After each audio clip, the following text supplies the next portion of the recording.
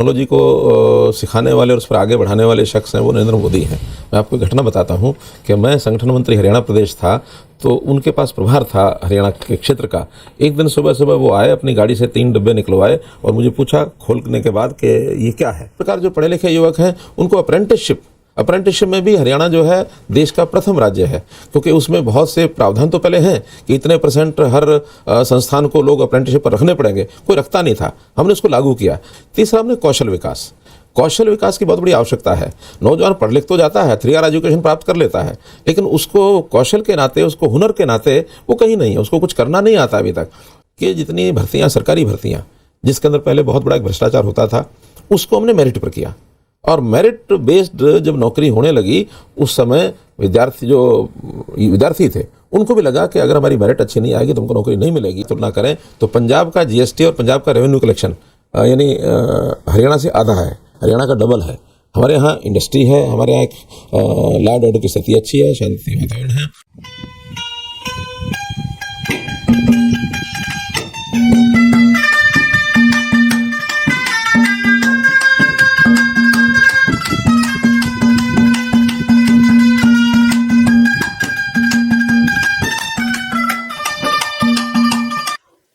TV के कार्यक्रम संवाद श्रृंखला में आप सभी दर्शकों का बहुत बहुत स्वागत है।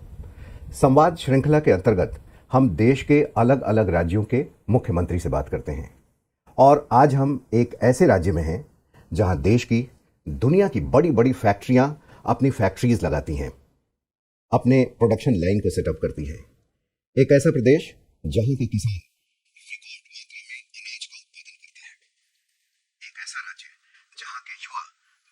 रक्षा के लिए अपनी जान न्यौछावर करने को सदा तैयार रहते हैं।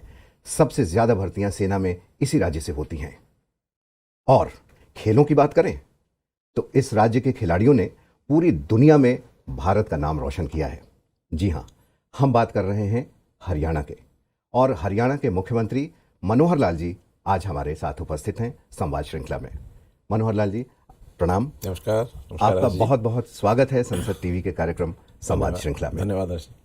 लगभग 7 साल होने को हैं आपको मुख्यमंत्री इस प्रदेश के बने हुए। 2014 में जब आप मुख्यमंत्री बने और 2021 अभी चल रहा है। इन 7 वर्षों में विकास के बहुत काम हुए हैं प्रदेश में। इन कामों को अगर अब आप देखें तो 2014 और 2021 कहां से कहां प्रदेश को आप देख रहे हैं कि मूव किया है प्रदेश ने, और इस विकास के काम को अंजाम देने में आपको किन किन चुनौतियों का सामना करना पड़ा? हर्ष जी, आपके प्रश्न का उत्तर देने से पहले मैं सबसे पहले तो संसद टीवी के जो भी दर्शक हैं उनको ये इस बात की बधाई देना चाहता हूं कि आप लोगों ने 2 जो चैनल हैं, राज्यसभा टीवी, लोकसभा टीवी, इनका जो विलय करके और एक प्लेटफॉर्म पर सबको को लेकर के और आप आए हैं। इससे बहुत बड़ी सुविधा एक दर्शकों को भी हुई है, प्रबंधकों को भी हुई है, तो इसके लिए बहुत बहुत शुभकामना। अभी जैसा आपने ये 7 वर्ष की हमारी जो कहानी है उसके बारे में पूछा है, ये तो सर्वविदित ही है कि 2014 में जब मुख्यमंत्री का दायित्व मेरे ऊपर आया, उस समय सब लोग भी कहते हैं, मैं भी कहता हूं कि मेरा कोई इस प्रकार का अनुभव नहीं था। ये ठीक है कि शासकीय अनुभव नहीं था, लेकिन मेरा सामाजिक जीवन, वो 34 वर्ष का जो मेरा सामाजिक कार्यकाल है काम करते हुए, उसमें बहुत से अनुभव मेरे ऐसे ज़रूर हैं कि हमको क्या करना है। टारगेट हमको पहले से पता था, कैसे करना है ये हमने धीरे धीरे उसको सीखने के बाद और एक ऐसे स्टेज पर आने के बाद हमको लगा कि अब बहुत चीज़ें एक सरल गति से चल पड़ेंगी। तो टारगेट सामने था, सरल गति से चलाने के लिए हमने विकास के सारे वो आयाम जो जनता की अपेक्षा थी वो हमने पूरा किया। सबसे पहले 2015 में ही मैंने सभी 90 के 90 विधानसभा क्षेत्रों का दौरा किया, और उन 90 विधानसभा के क्षेत्रों के लोगों की अपेक्षाएं, आकांक्षाएं क्या हैं, इसकी जानकारी ली, और सब जगह जो उनकी अपेक्षाएं थी उसके अनुरूप हमने घोषणाएं भी की। लगभग 2500 घोषणाएं तो मैंने उस एक दौरे में कर डाली थी, और उसको लगातार पूरा करते रहे, ताकि विकास के नाते, चाहे वो छोटे छोटे काम थे, गाँव के, गली के, नाली के, ये सब काम थे, चाहे वो इंफ्रास्ट्रक्चर के काम थे, चाहे लोगों की यानी अपने जीवन शैली को सुलभ करने के नाते कुछ व्यवस्थाएं करने की बातें थी, ये सारे विषय हमने किए हैं। और करते करते 7 साल के कार्यकाल के बाद मैं कह सकता हूं कि जनता की जो अपेक्षाएं हैं बड़े हद तक हमने उसको पूरा किया है। पूरा करने में हमको अगर किसी चीज़ का सहारा सबसे ज़्यादा लेकर के लाभ मिला वो है टेक्नोलॉजी, क्योंकि हम देखते हैं कि इन कामों को करने में सब सरकारें करती हैं, लेकिन उसमें कहीं ना कहीं जो लूप होल्स हैं, खास करके जो भ्रष्टाचार की कहानियाँ, ये सारी हम सुनते थे, उनको कैसे चेक किया जाए, तो हमने उसके लिए पारदर्शिता लाने का जो काम किया और टेक्नोलॉजी के माध्यम से ऑनलाइन सिस्टम बनाए ताकि कम से कम जो ह्यूमन इंटरफेस जो इंटरफेरेंस है वो कम से कम रहे, टेक्नोलॉजी के माध्यम से कामों को आगे बढ़ा सकें। तो एक बहुत बड़ा काम हमने किया है और इसमें मैं समझता हूं कि हमें प्रेरणा जो मिलती है वो हमारे देश के प्रधानमंत्री श्री नरेंद्र मोदी जी से मिलती है। उन्होंने जिस प्रकार से कामों को हमको बताया, सिखाया, बहुत बड़ा एक हमारे लिए वो संबल है और आज हम मैं कह सकता हूं कि देश के बहुत प्रांतों में हम सबसे अग्रणी कई चीज़ों में हैं, ऐसा मेरा मानना है। जी, आपने कहा कि आपने लगभग 2,500 घोषणाएं की मुख्यमंत्री बनने के बाद 2014 से लेकर अब तक नहीं, उस पहले दौरे में एक ही साल में आज तक तो 8,500 घोषणाएं हो चुकी है। और इन घोषणाओं में कितना इम्प्लीमेंटेशन हो चुका है अब तक? लगभग 85% या तो कंप्लीट हो गए हैं या उस पर काम अभी चल रहे हैं। 10 से 15% ऐसी है जो किन्हीं किन्हीं कारणों से उसमें विलंब हुआ, कुछ उसमें नॉन फिजिबल भी हुई, कहीं ज़मीन की समस्या आई, कहीं मानो कई प्रकार से कोई विवादों में ज़मीन थी, उसके कारण से वो रुकी है। उस पर भी हम एक एक करके आगे बढ़ रहे हैं। लेकिन कम से कम एक बात मैं कह सकता हूँ कि हमारे अर्थव्यवस्था में हमारा जो फाइनेंशियल सिस्टम है, हमें पैसे की दिक्कत नहीं आई कहीं भी। आज भी हम जितना आवश्यकता जहाँ की होती है उसको हम पूरा कर रहे हैं। मनोहर लाल जी, आपने बहुत सही कहा कि जो चुनौतियां थीं उन चुनौतियों से निपटने के लिए आपने टेक्नोलॉजी का सहारा लिया। टेक्नोलॉजी से ट्रांसपेरेंसी आपने अपने प्रशासन में लाने में सफलता प्राप्त की, भ्रष्टाचार को ख़त्म किया और यही वजह रही कि अपनी सारी घोषणाओं में लगभग 85% आप पूरी कर चुके हैं। जैसा कि आपने भी कहा, प्रधानमंत्री नरेंद्र मोदी जी भी टेक्नोलॉजी को बहुत प्रेम करते हैं और इसी माध्यम से देश को आगे बढ़ा रहे हैं। आपने भी वही रास्ता एक तरीके से अख्तियार किया है। प्रधानमंत्री मोदी जी के साथ संपर्क में आप लगभग 90 के शुरुआती दशक से आए। बहुत सारी चीज़ें आपने उनसे सीखी हैं, उसको अपने राज्य में आपने इम्प्लीमेंट भी किया है। 3 चीज़ मोदी जी कहते हैं, सबका साथ हो, सबका विकास हो और सबका विश्वास भी हो और सबका प्रयास हो। और सबका प्रयास भी हो। चौथी बात जोड़ दी उन्होंने। जी, तो आपने भी अपने राज्य के लिए कोई अलग से मंत्र रखा है? इसको तो आप पालन कर ही रहे। पहली बात तो आपने टेक्नोलॉजी की कही। मुझे भी अगर टेक्नोलॉजी को सिखाने वाले और उस पर आगे बढ़ाने वाले शख्स हैं वो नरेंद्र मोदी हैं। मैं आपको घटना बताता हूँ कि मैं संगठन मंत्री हरियाणा प्रदेश था तो उनके पास प्रभार था हरियाणा के क्षेत्र का। एक दिन सुबह सुबह वो आए, अपनी गाड़ी से 3 डिब्बे निकलवाए और मुझे पूछा खोलने के बाद कि ये क्या है। मुझे उस समय जो मॉनिटर होता है कंप्यूटर का, पर्सनल कंप्यूटर जो डेस्कटॉप होते हैं उसका मॉनिटर, मुझे लगा ये छोटा कोई टीवी होगा। कभी कंप्यूटर देखा भी नहीं था, लेकिन उन्होंने जब सारी जानकारी दी उस कंप्यूटर के क्या क्या उपयोग हैं, उस दिन से मुझे शौक हुआ। ये है 1995 की बात, 1995, यानी आज से 26 साल पहले। और उसके बाद उसी आधार पर चीज़ों को आगे बढ़ाते बढ़ाते मैंने पार्टी का काम करते समय भी उसका उपयोग किया, आज सरकार का काम करते समय भी हमारे सभी डिपार्टमेंट्स अब ई गवर्नेंस पर आ गए हैं। तो एक बहुत बड़ा मैं समझता हूँ श्रेय मैं नरेंद्र मोदी जी को इसमें देता हूँ।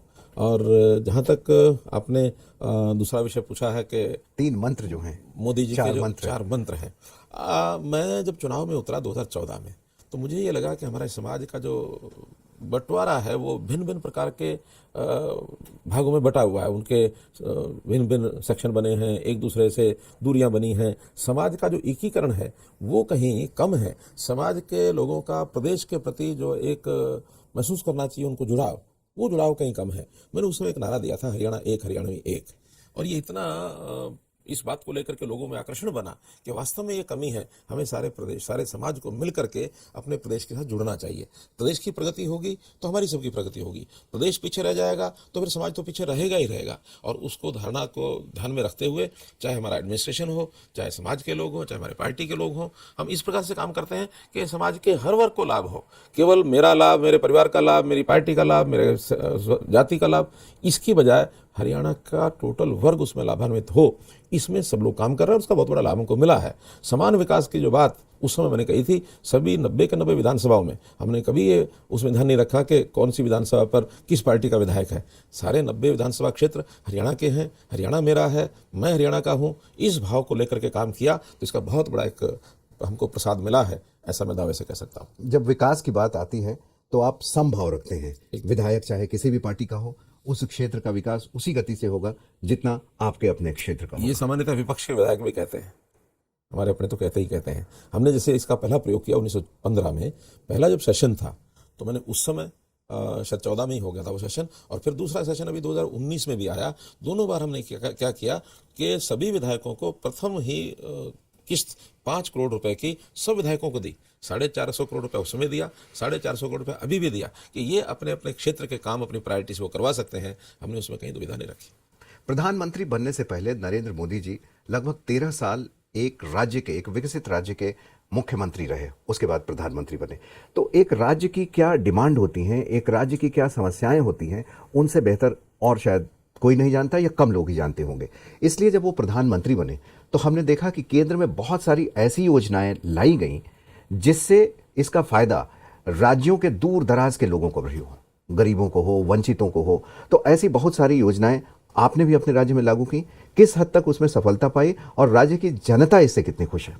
देखिए, उसमें एक बड़ा उदाहरण मैं दूंगा कि उसमें जो हमारा योजना विभाग जो होता था, योजना की और जो काम नीति, जिसका नीति आयोग बना है, उससे पहले वो जो विभाग होता था उस समय सब प्रदेश अपने अपनी मांगे लेकर के वहाँ पहुँचते थे, हमको इतना दे दो, इतना दे दो, इतना दे दो, और सेंटर का कंट्रोल बहुत बना रहता था। सेंट्रल कंट्रोल जो स्कीमें होती थी, उन स्कीमों के आधार पर वो अलग अलग से पैसे का बंटवारा, अलग अलग से उनके ऊपर कंट्रोल करना। लेकिन मोदी जी ने सबसे बड़ा काम आकर के किया उनका कि ये प्रदेशों की एक प्रकार की जो स्वतंत्रता है, एक प्रकार की जो उनकी काम करने को उनको छूट है, उसके ऊपर एक बंधन है।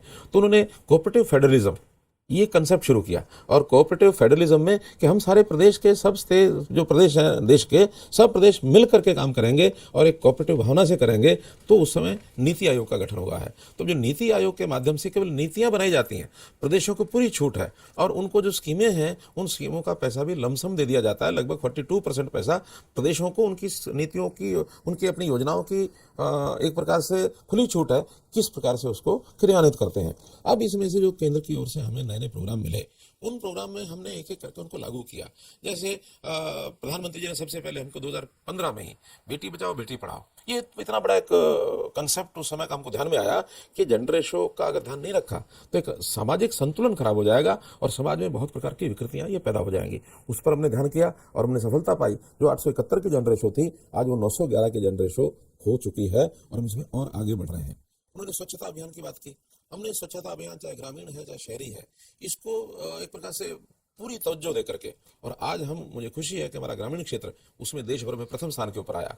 उनमें उज्ज्वला योजना शुरू की कि घर घर के अंदर सिलेंडर कैसे पहुंचे। सिलेंडर हमने 9.25 लाख सिलेंडर घरों में यानी बंटवा करके उनको दिलवा करके, और हमने केरोसिन मुक्त अपना प्रदेश किया। पहला प्रदेश हरियाणा केरोसिन मुक्त हमने घोषित किया। आज प्रदूषण के नाते से उसमें कमी आई।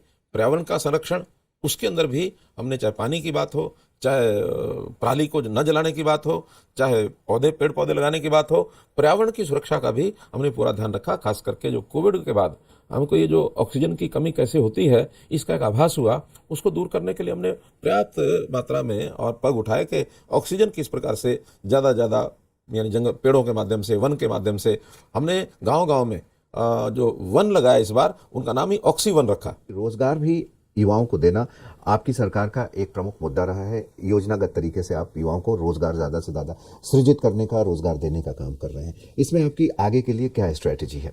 देखिए, इसमें हमने कई काम किए हैं। पहला तो एक डाटा क्रिएट करने का काम के भी बेरोजगार हैं तो किस प्रकार के बेरोजगार हैं, उनकी पढ़ाई क्या है, उनकी स्किलिंग क्या है, इसका हमने डाटा तैयार किया। फिर जो पढ़े लिखे नौजवान हैं जिनको अभी कोई काम नहीं मिला है, उनके लिए हमने एक विशेष व्यवस्था की कि ऐसे सब युवाओं को सक्षम युवा नाम से एक योजना चलाई, जिसके अंदर ग्रेजुएट्स को 7,500 रुपया, पोस्ट ग्रेजुएट्स को 9,000 रुपया मासिक, 100 घंटे काम के बदले। और ये 100 घंटे का काम, टेम्प्रेरी काम जो है, ये सरकारी विभाग, हमारे बोर्ड कॉर्पोरेशन, ये सब उसको देते हैं, ताकि उसकी जेब में अगर थोड़ा पैसा पहुंच जाएगा तो अपनी प्रगति में वो आगे बढ़ेगा। आखिर उसको माता पिता के ऊपर एक बोझ बन के नहीं रहेगा कि पढ़ाई लिखाई करने के बाद भी वो खाली घूम रहा है और हर समय माता पिता को तंग करता है। वो अपनी प्रगति खुद कर सके अपने पैसे से, और ये थोड़ा पैसा भी उसको बहुत सहायक सिद्ध हो रहा है। और लगभग 1 लाख से ऊपर युवक इसमें उनको लाभ अभी तक मिल चुका है। इसी प्रकार जो पढ़े लिखे युवक हैं उनको अप्रेंटिसशिप में भी हरियाणा जो है देश का प्रथम राज्य है, क्योंकि उसमें बहुत से प्रावधान तो पहले हैं कि इतने % हर संस्थान को लोग अप्रेंटिसशिप पर रखने पड़ेंगे, कोई रखता नहीं था, हमने उसको लागू किया। तीसरा, हमने कौशल विकास की बहुत बड़ी आवश्यकता है। नौजवान पढ़ लिख तो जाता है, 3R एजुकेशन प्राप्त कर लेता है, लेकिन उसको कौशल के नाते, उसको हुनर के नाते वो कहीं नहीं है, उसको कुछ करना नहीं आता अभी तक। अलग से हमने एक यूनिवर्सिटी की स्थापना की, श्री विश्वकर्मा विश्वविद्यालय, कौशल विश्वविद्यालय पलवल में, और मैं समझता हूँ ये भी हरियाणा में सबसे पहला विश्वविद्यालय है जो इस नाम से कौशल विश्वविद्यालय से अलग से हमने किया। फिर हमने MSME एक अलग से विभाग बनाया, क्योंकि बड़ी इंडस्ट्री नया युवक नहीं लगा सकता। छोटी इंडस्ट्री में प्रोत्साहन देने के लिए उसको अलग से प्लेटफॉर्म चाहिए। हमने एमएसएमई जो छोटे छोटे उद्योग के माध्यम से लगभग 50,000 छोटे उद्योग हमने इस गठन के बाद और उनको लगवाए और उनको बैंकों से सहायता दिलवाई। मुद्रा स्कीम केंद्र की स्कीम है, पहले उसमें कठिनाइयाँ आती थी, वो कठिनाइयाँ हमने दूर की। एक सबसे बड़ी बात जो हमने की कि जितनी भर्तियाँ, सरकारी भर्तियाँ जिसके अंदर पहले बहुत बड़ा भ्रष्टाचार होता था, उसको हमने मेरिट पर किया। और मेरिट बेस्ड जब नौकरी होने लगी, उस समय विद्यार्थी थे, उनको भी लगा कि अगर हमारी मेरिट अच्छी नहीं आएगी तो हमको नौकरी नहीं मिलेगी। पढ़ाई के अंदर शौक उनका बढ़ा। आपने ये भी कहा कि राज्य में जो नौकरियां मिलें, इसमें राज्य के युवाओं को प्राथमिकता दी जाए, उनके लिए कुछ आरक्षण की भी व्यवस्था हो, कुछ रिजर्वेशन भी हो। इसका जो कंपनीज हैं, फैक्ट्रीज हैं, मल्टीनेशनल्स हैं, देश की बड़ी कंपनियां, उन्होंने कहा कि ऐसा करने से विकास प्रभावित होता है। देखिए, उसमें हमने एक रास्ता बीच का निकाला है कि कोई बड़ी पोस्ट जिनके आधार पर सारी कंपनियां चलती हैं, जो हाईली स्किल्ड ऐसे जो लोग होते हैं, उसके ऊपर इसको लागू नहीं किया। हमने इसको एक सीमा में कि खास करके ग्रुप डी की नौकरियां, ग्रुप सी की नौकरियां, उसमें प्रदेश का व्यक्ति यदि उसको नौकरी मिलती है तो एक संतोष होता है प्रदेश के लोगों को भी, और इनको रोजगार मिलेगा तो प्रदेश की प्रगति होगी। तो रोजगार ही एक मोटिवेशनल एक फैक्टर हमारे लिए है कि जितना रोजगार ज़्यादा मिलेगा उतना प्रदेश की सब चीज़ें ठीक हो जाएंगी। तो इसलिए रोजगार के लिए हमने वो किया है और बहुत बड़ा विरोध उसमें नहीं है। प्रधानमंत्री नरेंद्र मोदी का जोर विकास और खास करके आर्थिक विकास और आर्थिक सुधारों पर बहुत रहता है। अगर आर्थिक अर्थ जगत की बात करें तो राज्य में जीएसटी कलेक्शन की अभी क्या ताज़े आंकड़े हैं, और साथ में राजस्व प्राप्ति को लेकर किस हद तक आगे बढ़ा है प्रदेश आपका? देखिए, हमारा प्रदेश खास करके आसपास के पड़ोस के प्रदेशों में, कोई एक समय जब हरियाणा का निर्माण हुआ तो ऐसा कहा जाता है कि Haryana is poor cousin of the state from which it was divided. लेकिन आज हम कह सकते हैं जहाँ तक आर्थिक विकास की बात है, Haryana is big brother of that state. इसलिए हरियाणा और पंजाब का अगर आज तुलना करें तो पंजाब का जीएसटी और पंजाब का रेवेन्यू कलेक्शन यानी हरियाणा से आधा है, हरियाणा का डबल है। हमारे यहाँ इंडस्ट्री है, हमारे यहाँ लॉ एंड ऑर्डर की स्थिति अच्छी है, शांति वातावरण है। देश के किसानों का कल्याण हो, प्रधानमंत्री नरेंद्र मोदी का जोर इस बात पर भी रहा है। किसानों की आय दुगनी हो, उन्हें अपने फसलों के लिए मानसून पर निर्भर न रहना पड़े, उन्हें अच्छी क्वालिटी के बीज समय पे मिले, सस्ते दामों पर मिले, उर्वरक अच्छे मिले। हमने बिल्कुल ठीक कहा एकदम, क्योंकि हरियाणा कृषि प्रधान प्रदेश है और कृषि प्रधान प्रदेश होने के नाते जो यहाँ का किसान है, यहाँ की कृषि है, उसकी अवहेलना कभी की नहीं जा सकती। देश के प्रधानमंत्री ने जो आय को डबल करने की बात की, उसमें बहुत सी योजनाओं को हमने लागू किया है। एमएसपी की जहाँ तक बात करते हैं तो पूरे देश भर में तो केंद्र सरकार की ओर से खरीदी जाने वाली मात्र 2 फसलें हैं, जिसमें धान है, चावल है। हम यहाँ 11 फसलें एमएसपी पर खरीदते हैं। इसलिए कोई भी फसल बुआई होती है उसको हम एमएसपी पर खरीदते हैं। कहीं बाजार के अंदर बहुत कम कीमत अगर कुछ सब्जियों की, फलों की हो जाती है तो वो तो चूंकि सरकार प्रोक्योर नहीं कर सकती, कि पेरिशेबल आइटम है, उसमें हमने भावांतर भरपाई योजना लागू की है कि कीमत से अगर कम बाजार में भाव बिकता है तो जितनी कमी होती है वो नुकसान, वो घाटा भावांतर भरपाई की योजना के माध्यम से सरकार जो है वो वहन करती है। किसान की जो फसल है उसकी बिक्री होने के बाद उसको पेमेंट डीबीटी के माध्यम से हमने इस साल में, पिछले साल में 29,000 करोड़ रुपया किसानों के खाते में सीधा डीबीटी के माध्यम से भेजा है, जो बहुत बड़ा एक सुख किसान के लिए है। किसान अगर बिचौलिए से मुक्त हों, किसानों को ये आज़ादी हो कि वो कहीं भी देश भर में अपनी फसल को ले जाकर बेच सकें, कॉन्ट्रैक्ट फार्मिंग हो, उसके पहले फसल पैदा हो, उसके पहले उनको एक तय रेट हो जाए, उसी रेट पर मिले। इसके बावजूद क्या वजह है कि कुछ वर्ग इसका विरोध कर रहा है? देखिए, चूंकि लगातार नरेंद्र मोदी, जैसे आपने बताया, केंद्र सरकार में 7 साल से वो शासन कर रहे हैं, 7 साल से हरियाणा में हम भी शासन कर रहे हैं, देश के बहुत राज्यों में भारतीय जनता पार्टी बढ़ करके आगे आ गई है। तो ये जो राजनीतिक लोगों की छटपटाहट, खास करके विपक्षी लोगों की, कि जिस प्रकार का एक उपलब्धियों का जो श्रेय है नरेंद्र मोदी जी को मिल रहा है, हरियाणा में ये हमको मिल रहा है, उनको सबको ये लगता है कि बहुत वर्षों तक भारतीय जनता पार्टी अब हिलने वाली नहीं है, जाने वाली नहीं है। उनके अपने राजनीतिक भविष्य उसके ऊपर क्वेश्चन मार्क लग गया। कोई ना कोई चीज़ें, बहाना ढूंढ करके और कैसे आलोचना करने के लिए लोगों को उकसाया जाए, उनको एक 3 कानून का एक साधन मिला विपक्षी लोगों को, चाहे उसमें कांग्रेस पार्टी है, चाहे अन्य विपक्षी दल हैं। खास करके इस बेल्ट में कम्युनिस्ट कभी पार्टियां अपने शासन के नाते सपना ले भी नहीं सकती हैं, लेकिन कुछ ग्रुप्स उनके हैं, पंजाब में, हरियाणा में भी कुछ जगह। तो ऐसे लोगों ने किसान को एक सॉफ्ट टारगेट मान करके और इन बिलों के विरोध में उकसाया है। और उस उकसाहट में एक निश्चित मात्रा के लोग हैं जो इसमें लगे हैं। आम किसान इसमें नहीं है। आम किसान आज भी अपने खेतों में काम कर रहा है, अपने काम को करके आगे अपनी गाड़ी को बढ़ा रहा है, सरकारी योजनाओं का लाभ भी उठा रहा है। लेकिन ऐसे फ्रस्ट्रेटेड जो राजनीतिक लोग हैं, ऐसे फ्रस्ट्रेटेड राजनीतिक लोगों को एक ग्रुप जो मिला है, उसके आधार पर ये सारा जो न्यूसेंस है, ये सारी क्रिएट की जा रही है। देश आज़ादी का अमृत महोत्सव मना रहा है। हरियाणा के लोगों ने भी देश की आज़ादी के लिए कुर्बानियां दी हैं। तो अमृत महोत्सव को लेकर आपकी क्या तैयारियां हैं? कौन से कार्यक्रम कर रहे हैं? जहाँ तक आंकड़े की बात है, मैं एक आंकड़ा आपको बताता हूँ कि हमारी आबादी मात्र 2% है, और 2% आबादी वाला जो प्रदेश है, सेना में 11% हमारी उपस्थिति है, तो लगभग 5 गुना। तो एक बहुत बड़ा एक दायित्व हरियाणा के नौजवानों के, हरियाणा के जो सैनिक हैं, उन्होंने अपने कंधे पर लिया है कि देश की रक्षा सुरक्षा करना, उसमें कहीं पीछे हटते नहीं हैं।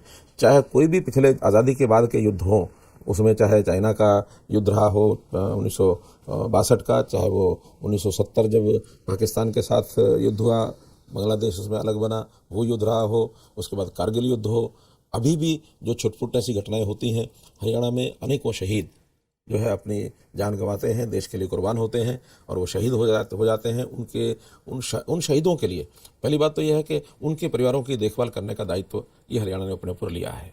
यानी उनको 50 लाख रुपया ये राशि दी जाती है, परिवार में एक नौकरी दी जाती है, उनका कोई स्मारक बनाने की बात है, वो स्मारक भी बनाया जाता है, उनके नाम से कहीं उनके नाम को अमर रखने के लिए कहीं किसी इस जगह का नाम, किसी प्रोजेक्ट का नाम रखना, वो नाम भी हम रखते हैं। तो एक प्रकार से उनके बच्चों के, उनके माता पिता की सबकी चिंता हम करते हैं। जहाँ तक ये अमृत महोत्सव का विषय है, इसके अंदर भी हरियाणा में जहाँ जहाँ शहीदी स्थल हैं, उन शहीदी स्थलों पर हमने और 75 कार्यक्रम करने का ऐसा एक संकल्प लिया है। उसमें कुछ कार्यक्रम होने शुरू हो गए हैं, क्योंकि ये 75 वर्ष हुए हैं आज़ादी को, तो 75 ऐसे कार्यक्रम प्रदेश के अलग अलग स्थानों पर हम करेंगे। और उसके लिए कुछ शहीदी स्मारक, बड़े बड़े शहीदी, जैसे अम्बाला में हम एक बहुत बड़ा शहीदी स्मारक बना रहे हैं, लगभग 350 करोड़ रुपए की लागत से वो बन रहा है। और 1857 की जो क्रांति है, वो वास्तव में कुछ लोगों का कहना मेरठ से है, लेकिन हमारे अम्बाला के लोग ऐसा मानते हैं, हम भी ऐसा मानते हैं कि इसकी चिंगारी अम्बाला से ही शुरू हुई। पहले अम्बाला के बाद मेरठ, क्योंकि आसपास के स्थान हैं, तो इस इलाके में जगह जगह जो है वो चिंगारी यानी आगे बढ़ती गई है। आज़ादी के प्राप्त करने में, या उससे पहले आज़ादी की जो पहली लड़ाई है 1757, 1857, उस समय जो क्रांतियाँ हुई, उस समय हरियाणा का एक बहुत बड़ा योगदान लोगों का रहा। जहाँ जहाँ ऐसे स्थान हैं जो हमें अपने देश के प्रति, देश के गौरव के प्रति लगाव बढ़ाने में उपयोगी हैं, ऐसे सब स्थानों पर हम कार्यक्रम करेंगे। और इस अमृत महोत्सव में जो भी केंद्र से कुछ सूचनाएं हैं, उनका पालन करेंगे, अपनी ओर से भी कार्यक्रम करेंगे। आपका प्रदेश छोटा ज़रूर है, देश की कुल आबादी में कहें 2% ही कंट्रीब्यूशन है इस, लेकिन जब हम खेलों की दुनिया की बात करते हैं तो ऐसा लगता है कि हरियाणा का कंट्रीब्यूशन 100% के आसपास है। खासतौर पे लड़कियां, इस प्रदेश की लड़कियों ने खेलों की दुनिया में जिस तरीके से देश का नाम रोशन किया है, आगे भी और करेंगी। इसको हम और आगे ले जाएं, इसके लिए प्रेरणा क्या देंगे आप? देखिए, हमारे यहाँ नौजवानों में, नवयुवतियों में खेलों के प्रति जो लगाव है, वास्तव में तो यहाँ की मिट्टी का ही कमाल है कि हरियाणा में जो पैदा हुआ नौजवान है, वो बचपन से ही खेलों में जो अपनी रुचि लेकर के आगे चलता है, उसके लिए हम उसी समय से उसको संभालना शुरू करते हैं।